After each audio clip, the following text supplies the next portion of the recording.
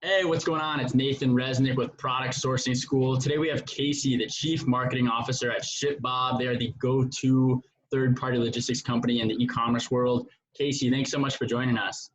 Thanks for having me. So I want to start right now. A lot of people in Product Sourcing School, they're wondering, should I ship at home or should I use a 3PL? How do you answer that question?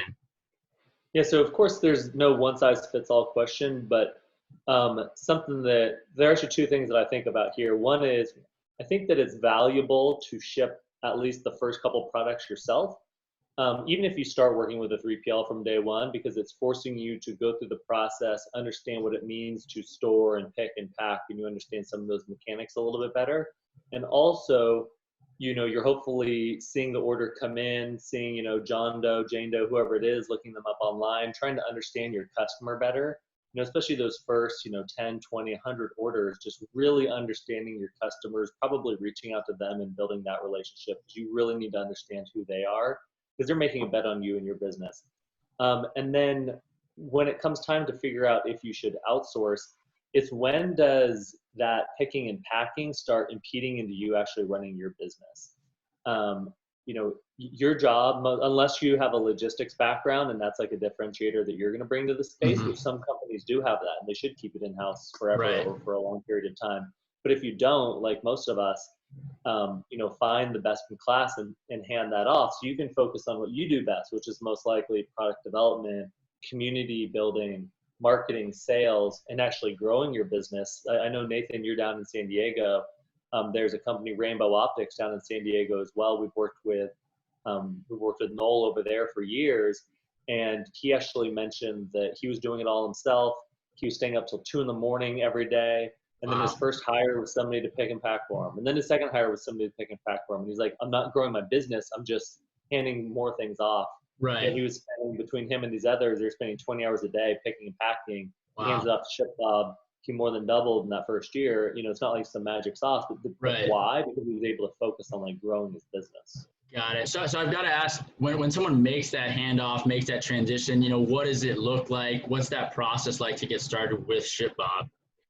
So it depends on where you're manufacturing, but it's pretty simple. So I mean, honestly, you get connected with us, and you just you can talk to like our reps to understand more and understand the pricing. It's based off of like dimensional weight and zones. We can get into specifics later if you want.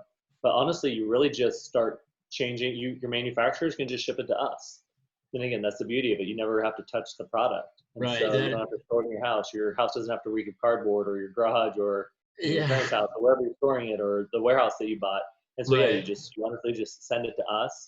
You can track everything from inbound orders to where it's stowed to every single item that's picked and packed within like the Shipbob dashboard. So you have full transparency. You just don't ever have to like store the actual products. Wow, that sounds amazing. So I want to touch on pricing. When someone goes out and they're looking at, working with Shipbob, what are the key points that they should look out for in pricing?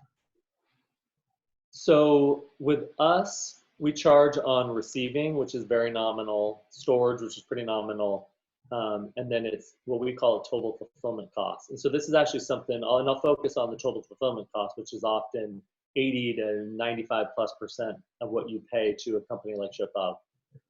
But it's understanding what does that mean.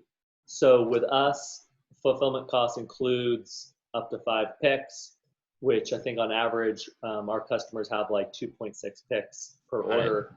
So they don't have to pay additional. It includes the actual packaging material, and then it includes the label. And so something that some people, I don't know, maybe mistakenly do is they'll say, well, I don't know, Nathan 3PL down the street, it's like my cousin's uncle's brother, and he says that he can get a shipping label for X, and that might be true, but then you get that first bill, and he's charging you $1 for every pick, and he's also charging you for the packaging, and so that's just something to think about. And then with us, I mentioned the shipping zones, and so with Shipbob, again, we have 10 fulfillment centers, 8 in the US, 1 in Canada, and 1 in Europe, and so to start, maybe just go with 1 or maybe 2 or 3 fulfillment centers, especially, let's just say you're focused on the US. And so you can split those orders from your manufacturer, and why that's valuable. Let's just say you pick a spot on the East Coast and the West Coast, is now you're reducing the shipping zones, which is based off of like the distance that it will travel. And so that helps you both in regards to cost, because the lower the shipping zone, the less it costs you or your customer. Right. And also that reduces the transit time as well. Got it. That makes a lot of sense. So there's 2 points that I want to touch on that you made. Number one, when saying the average pick is about 2.6, does that mean the average order that a e-commerce store is getting has over 2 units in that order that have to be picked from the warehouse? Yeah. And so again, that's, we've got whatever, 3,500 customers. So it's a sample size of that, which is, Right. Substantial. Yeah, definitely. So maybe they'll order the iPhone case and the headphones. Right. And then the other person wants the iPhone case and like 2 headphones. Got it. Okay. Or maybe you guys are going to troll me because I actually have headphones and don't have earbuds. But right. Yeah. There you go. Now, I just wanted to clarify, because a lot of the e-commerce founders in product sourcing school, they might just be starting with one product, but they're of course looking for products that can upsell or cross-sell. And so it's nice to hear that Shipbob has that capability to, package those units together. The other point I want to dive into is, you mentioned the diversified network of, warehouses that Shipbob operates in. And so when someone is, starting out, what's like the best way to figure out what warehouse they should put their products in? Or is that something that Shipbob decides for them? So it's something that we can help them with. We don't necessarily decide it for them. And so what we'll do, if you've been running the business and you're not literally starting from scratch, we'll do what's called a time and transit analysis. And we'll look at your last, X number of months of orders, depending on the volume. Maybe it's 1 month, maybe it's 6 months. And we'll identify where are your end consumers located. And from there, we will help you figure out where are the best places to store your inventory. Also within Shipbob, for example, we have our analytics dashboard, which you can easily toggle different fulfillment centers on and off. So let's say you're just based in our greater Los Angeles location. Right. You can easily click on our Chicago or our Dallas or our Pennsylvania location and see how much would you save if you were splitting inventory with 1, 2, 3, 4 different fulfillment centers in real time. And then you can be like, because there are cons of splitting inventory as well, because you need to have more inventory up front, depending on your SKU count. But you can do that as well. And so, if you're just getting started, I would just think through what does your gut tell you on where you think your customers are going to be located. Right. And so you can pick, like, let's say one location in the middle, like Texas or Illinois, or maybe you decide, hey, I want to start with 2, and you split the coast. Right. That makes a lot of sense. So I guess what stage would you say that someone should be looking to split up inventory among warehouses? Is it hundreds of units? Is it thousands? Is it tens of thousands? I mean, I wouldn't assume it's for someone that's just starting out. It's for someone that's, probably shipping X amount of units per day already. Yeah. I mean, again, if they have experience scaling e-commerce brands in the past and they know they're going to go from, 0 to a couple thousand orders relatively quickly, maybe you want to split both coasts. But again, it also depends on SKU count.